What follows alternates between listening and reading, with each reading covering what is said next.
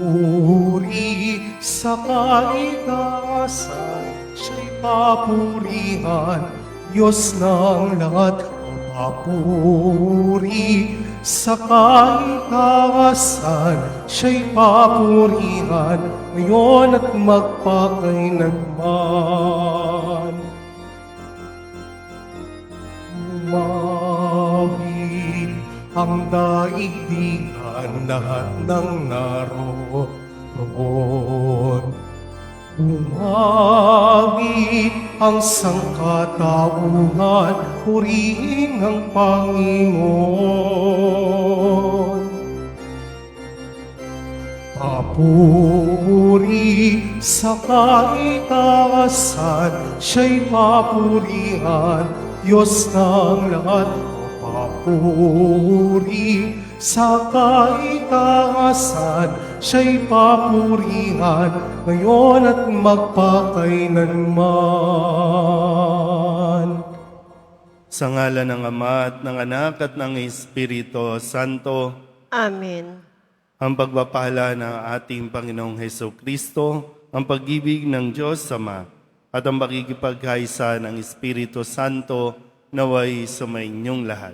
At sumaiyo rin. Ngayong Miyerkules ay ginugunita natin ang kapistahan ni San Buenaventura, Obispo at Pantas ng Simbahan. Mga kapatid, aminin natin ang ating mga kasalanan upang tayo'y maging marapat gumanap sa banal na pagdiriwang. Inaamin ko sa makapangyarihang Diyos at sa inyo mga kapatid, na lubha akong nagkasala sa isip, sa salita at sa gawa, at sa aking pagkukulang. Kaya isinasamo ko sa mahal na Birheng Maria, sa lahat ng mga anghel at mga banal, at sa inyo mga kapatid, na ako'y panalangin sa Panginoong ating Diyos. Kaawaan tayo ng makapangyarihang Diyos, patawarin tayo sa ating mga kasalanan at patnubayan tayo sa buhay na walang hanggan. Amen. Panginoon, kaawaan mo kami. Panginoon, kaawaan mo kami. Kristo, kaawaan mo kami. Kristo, kaawaan mo kami. Panginoon, kaawaan mo kami. Panginoon, kaawaan mo kami. Manalangin tayo. Ama naming makapangyarihan, sa pagdiriwang namin sa pagsilang sa kalangitan ng Obispong si San Buenaventura, umunlad nawa kami sa karunungang itinuro niya upang matularan namin ang maalab niyang pag-ibig sa iyo sa pamamagitan ni Jesucristo kasama ng Espiritu Santo magpasawalang hanggan. Amen. Magsiupo muna po ang lahat.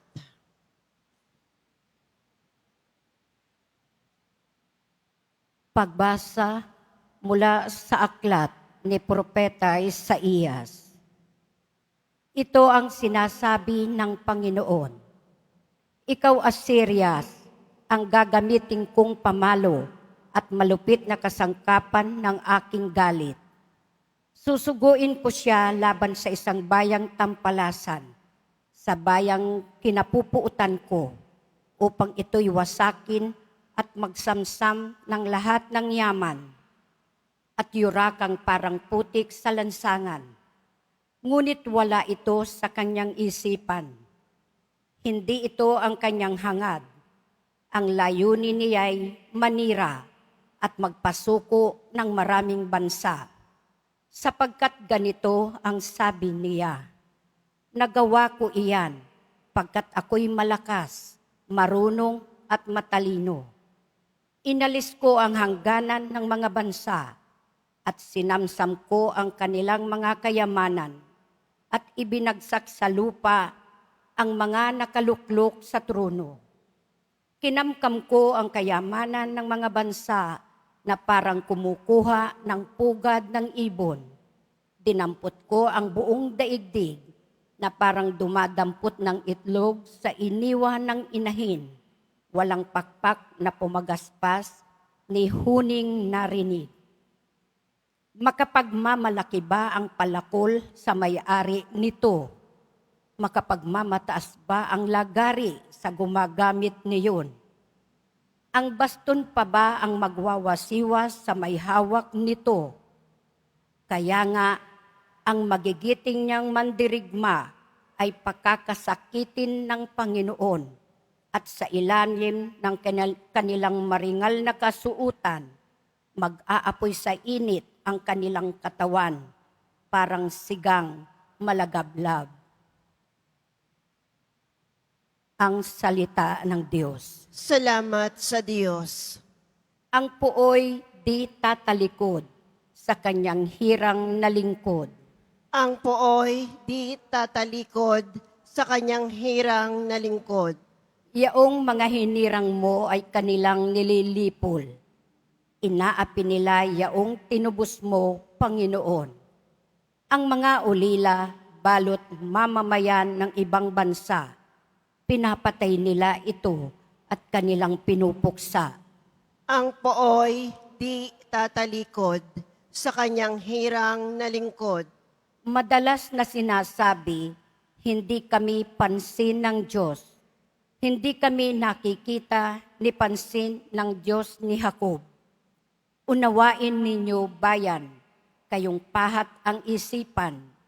Hanggang kailan pa durunong kayong mga taong mangmang. Ang pooy di tatalikod sa kanyang hirang na lingkod. Itong Diyos na lumikha nitong ating matatay nga, akala ba ninyo'y bingi at ni hindi makakita? Sa lahat ng mga bansa, di ba siya ang hahatol? Di ba siyang guro nila pagkat siya ang marunong? Ang pooy di tatalikod sa kanyang hirang na lingkod. Ang lingkod ng Panginooy hindi niya iiwanan. Yaong mga hirang niya'y hindi niya tatalikdan. Mababalik sa matuwid ang ganap na katarungan. Diwang ito ang susundin ng tapat ang pamumuhay. Ang pooy di tatalikod sa kanyang hirang na lingkod. Magsitayo na po ang lahat.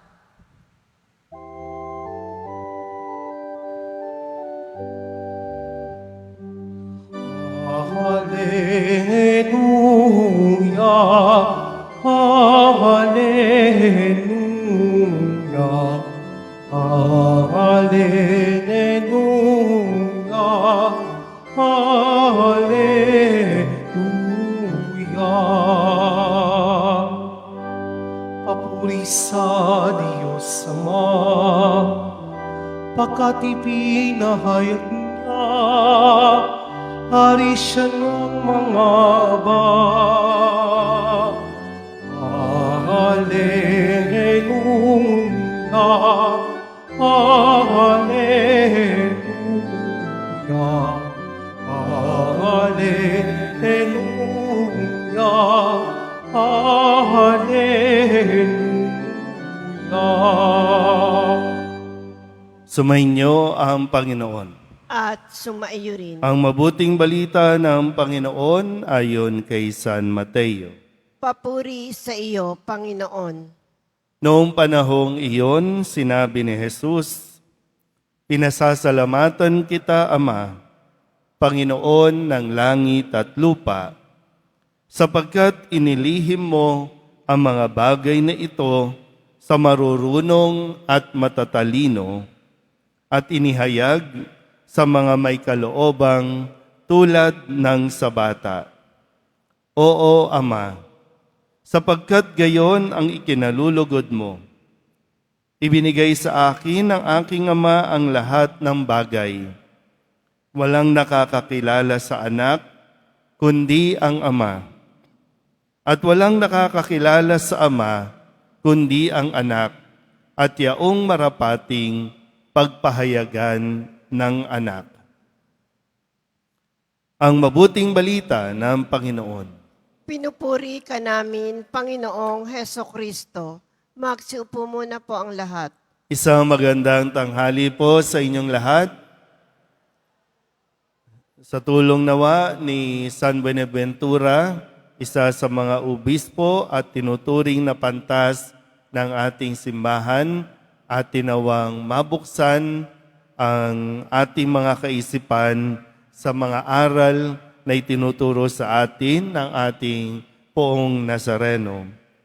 Sa Ebanghelyo natin sa araw na ito, sabi nga po, ang ipinapahayag ni Jesus ay tungkol sa mabuting balita, kaligtasan, at ang paghahari ng Diyos.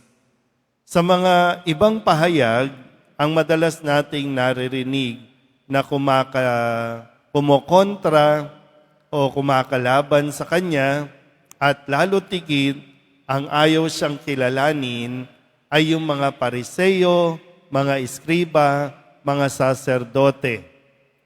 Sa pamantayan ng lipunan noon, itong mga taong ito, mga grupong ito, ang mga itinuturing na matatalino at marurunong. Sa kasawiang palad, hindi nila matanggap, hindi nila maunawaan ang mga itinuturo at ipinapaliwanag ng Poong Jesus Nazareno. Kaya sa isang banda, kapag siya ay nagtuturo din naman, gumagamit siya ng mga talinghaga, katulad ng mga mustasa, ng butil, ng uhay, ng magsasaka, sa mga mangingisda, na uunawaan ng mga nakikinig sa Kanya, na itinuturing ng lipunan noon na mga mabababang uri.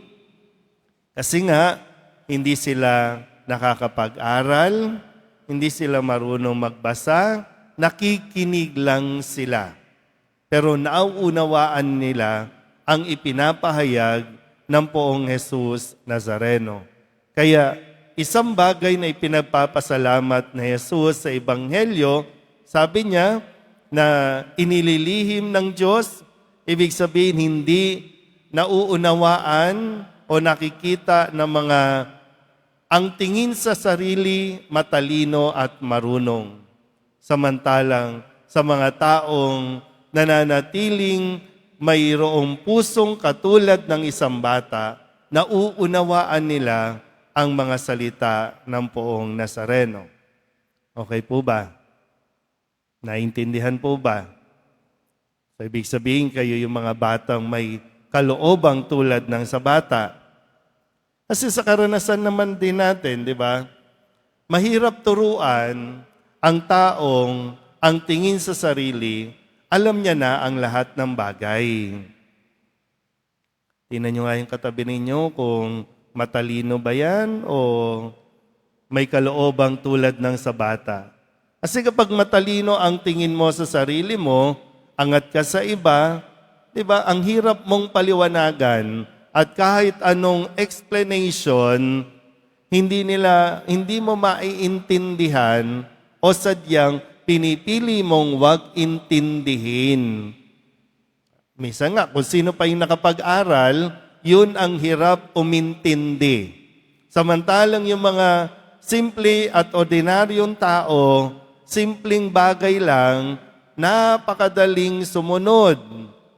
Kaya nga para sa atin, di ba, mga deboto ng Nazareno, hindi ito maintindihan ng matatalino. Bakit kailangan lagi ka naririto? Bakit kailangan lumakad ka ng paluhod? Bakit kailangan tumaas ka ng kamay?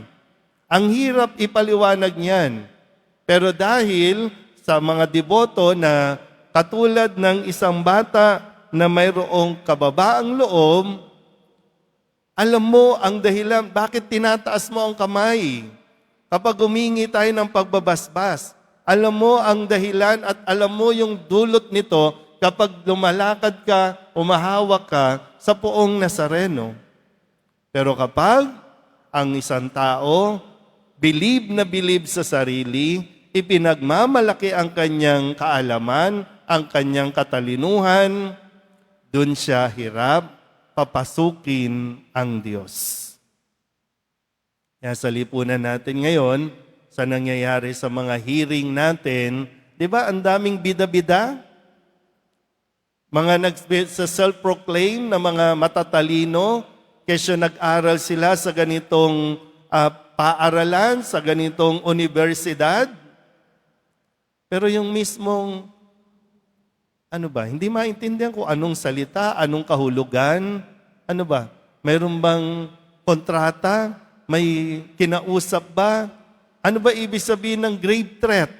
Bakit yan hindi maintindihan? Matatalino ang mga yan. Bakit hindi ma-identify kung ano ang katotohanan sa kasinungalingan? At dahil matalino, ang kasinungalingan ang ginagawang katotohanan. O saan tayo pupulutin yan? Kaya nga, di ba, kayo na mga naririto, di ba? Ipinagpapasalamat ng Diyos. Pero kailangan manatili kang mayroong pusong katulad ng isang bata, mayroong kalooban nang sa ganon, kasi po, di ba, kapag bata, ibig sabihin, ina-acknowledge natin, marami pa tayong hindi alam sa mundong ito. At kapag open ka dyan, Lord, hindi ko alam. Lord, hindi ko naiintindihan ang nangyayari. Kaya mong mag-absorb.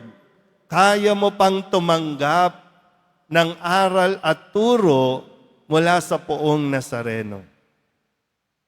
Ganun ang ikinatutuwa ng poong Nazareno. Kung pupunta ka dito at magmamalaki ka lang sa Nazareno, ay walang silbi ito. Anong saysay nito? Kasi kahit ang sinasabi ng Nazareno, questionin mo. Kahit ang sinasabi ng Nazareno, dahil sa tingin mo matalino ka, i-justify mo na ikaw ang tama. I-justify mo na dapat ikaw ang pasalamatan ng Diyos sa ginagawa mo. Sana po, panawagan sa atin, manatili tayong katulad ng isang bata. May kalooban, katulad ng isang bata, na handang makinig, handang sumunod, handang tumanggap ng mga utos at aral ng Nazareno. Amen? Magsitayo na po ang lahat.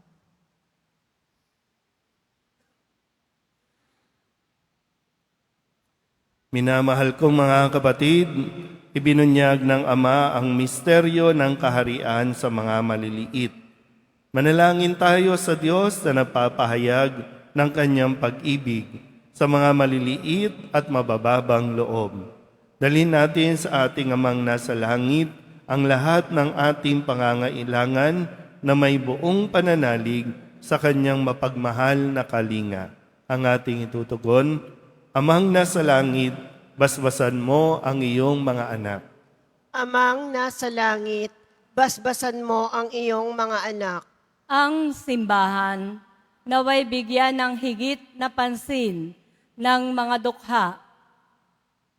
Manalangin tayo. Amang nasa langit, basbasan mo ang iyong mga anak. Ang mga pinuno ng gobyerno naway pakinggan ang mga hinaing at pangangailangan ng pinakamahirap na mamamayan. Manalangin tayo. Amang nasa langit, basbasan mo ang iyong mga anak. Ang mga bata naway makilala ang Diyos sa pamamagitan ng ating pagtuturo at halimbawa. Manalangin tayo. Amang nasa langit, basbasan mo ang iyong mga anak. Ang mga may sakit naway makatagpo ng kalinga at kagalingan mula sa mga taong nag-aaruga sa kanila. Manalangin tayo. Amang nasa langit, basbasan mo ang iyong mga anak. Ang lahat ng mga namatay naway magkaroon ng kasiyahan sa walang hanggang kaligayahan sa kaharian ng Diyos. Manalangin tayo. Amang nasa langit, basbasan mo ang iyong mga anak. Ang lahat ng ito iniling namin sa ngalan ni Kristong aming Panginoon. Amen. Magsiupo muna po ang lahat. Magsitayo na po ang lahat. Manalangin kayo mga kapatid upang paghahain natin ay kalugdan ng Diyos amang makapangyarihan.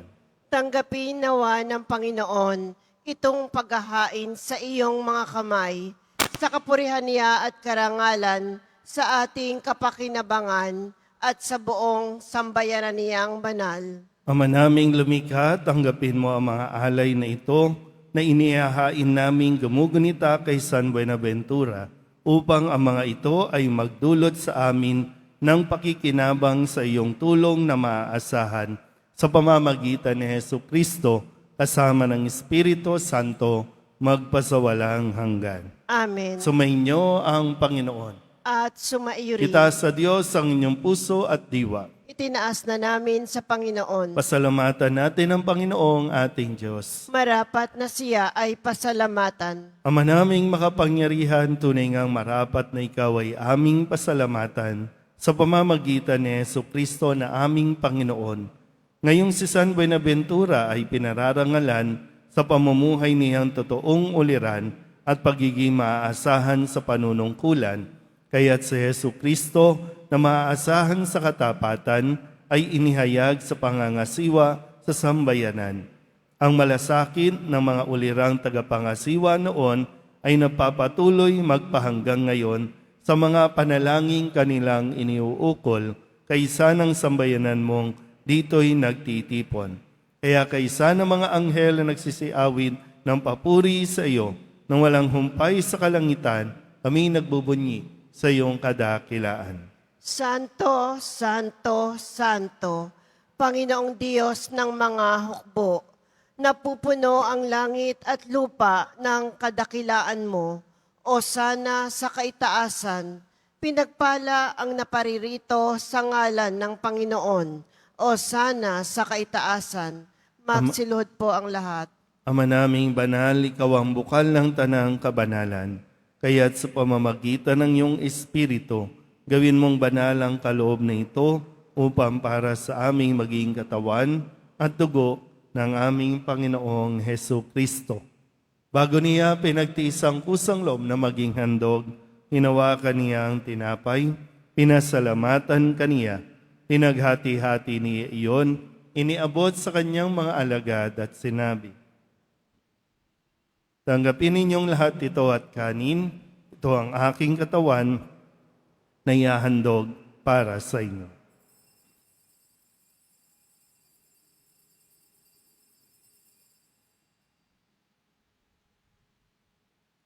Gayun din naman nang matapos ang hapunan, hinawakan niya ang kalis, muli kaniyang pinasalamatan. Iniabot niya ang kalis sa kanyang mga alagad at sinabi, tanggapin ninyong lahat ito at inumin.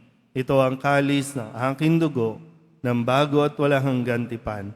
Ang aking dugo na ibubuhos para sa inyo at para sa lahat sa ikapagpapatawad ng mga kasalanan. Gawin ninyo ito sa pag-alaala sa akin.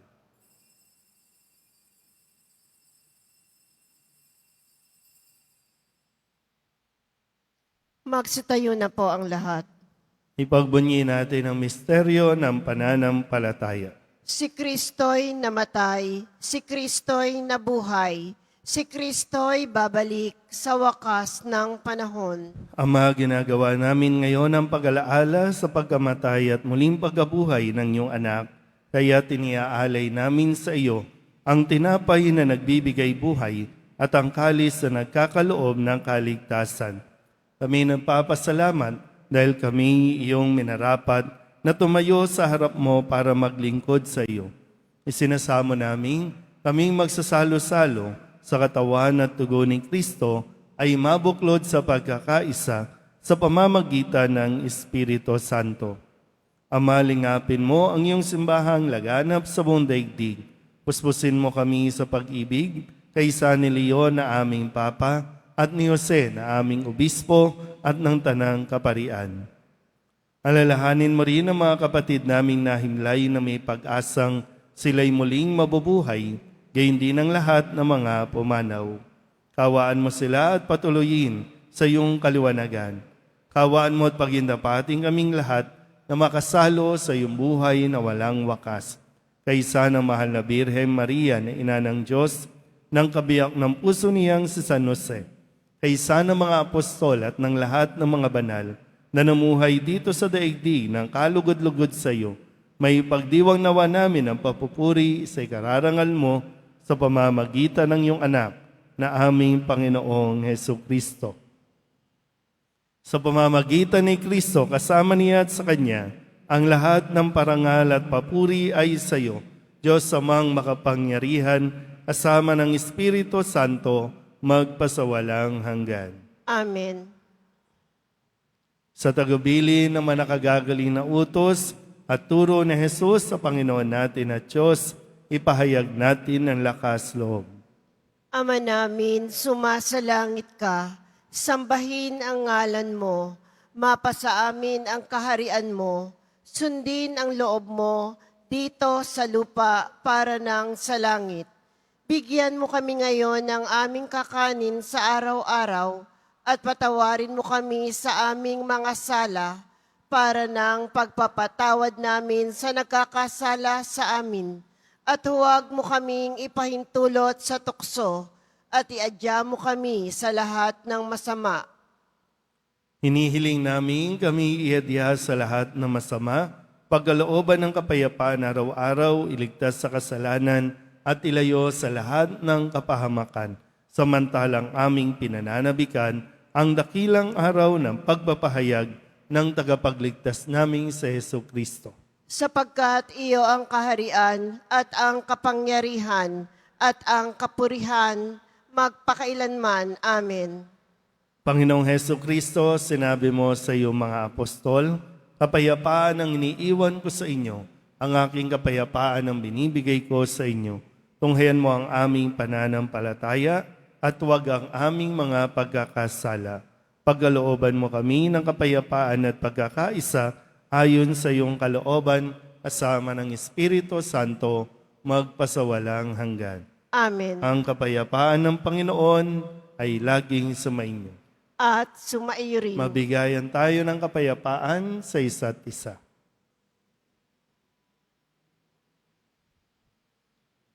Kordero ng Diyos na nag-aalis ng mga kasalanan ng sanlibutan, maawa ka sa amin. Kordero ng Diyos na nag-aalis ng mga kasalanan ng sanlibutan, maawa ka sa amin. Kordero ng Diyos na nag-aalis ng mga kasalanan ng sanlibutan, ipagkaloob mo sa amin ang kapayapaan. Magsilod po ang lahat. Ito ang kordero ng Diyos. Ito ang nag-aalis ng kasalanan ng sanlibutan. Mapalad ang mga inaanyayahan sa kanyang piging. Panginoon, hindi ako karapat-dapat na magpatuloy sa iyo, ngunit sa isang salita mo lamang ay gagaling na ako.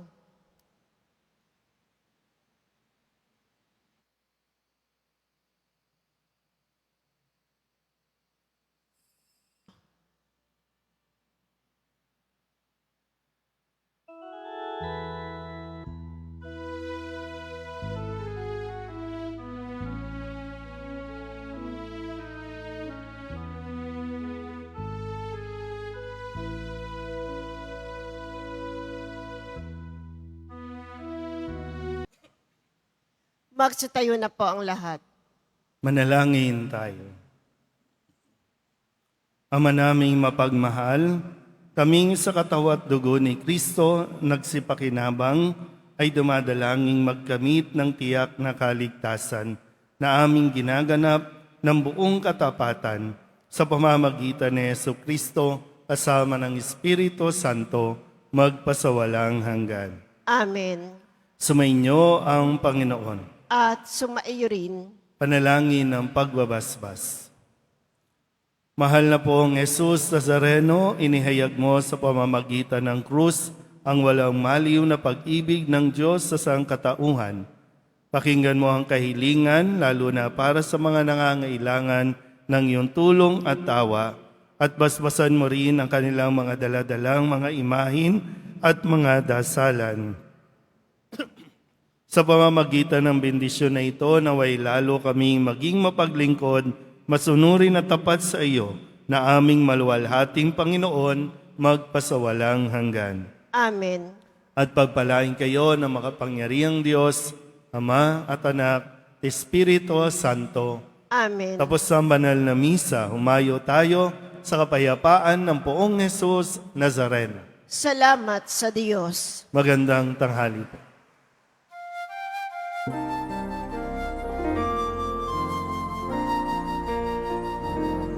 Nuestro Padre Jesus Nazareno, sinasamba ka namin. Pinto ka namin. Ano ang aming buhay at kaligtasan. Nuestro Padre Jesus Nazareno, iligtas mo kami sa kasalanan. Ang krus mo pinamatayan ay sagisag ng aming kaligtasan. Nuestro Padre Jesus Nazareno, dinarangal namin. Nuestro Padre Jesus Nazareno, luwalhati namin. Nuestro Padre Jesus Nazareno,